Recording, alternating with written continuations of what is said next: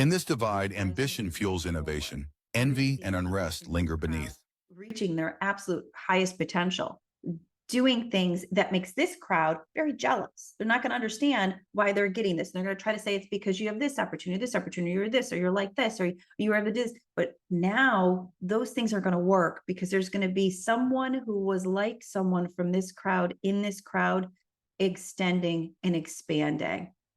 So we're going to reach a point where it's going to be more observational. This crowd is going to be watching that crowd, and it's going to make them angry.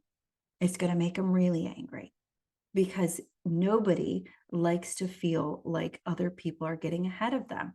In this crowd, it's all about fight. It's all about trying to push. It's all about injustices.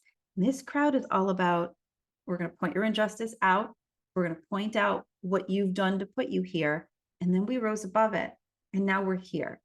So it's going to be a slight change in the role of people who are in that role of being able to hold those frequencies, no longer trying to or having to convince this smaller population anymore.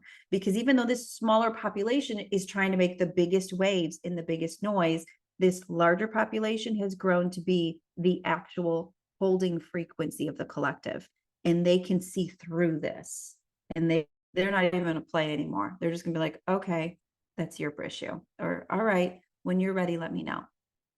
So we're gonna see this group of almost toddler-esque type people throwing tantrums.